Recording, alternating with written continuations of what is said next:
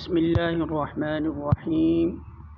حضرت ام سلمہ رضی اللہ تعالی عنہ بیان کرتی ہیں، ام سلیم رضی اللہ تعالی عنہ نے عرض کیا، اللہ کے رسول صلی اللہ علیہ وسلم بے شک اللہ حق بات سے نہیں شرماتا، جب عورت کو احتلام ہو جائے تو کیا اس پر غسل کرنا واجب ہے؟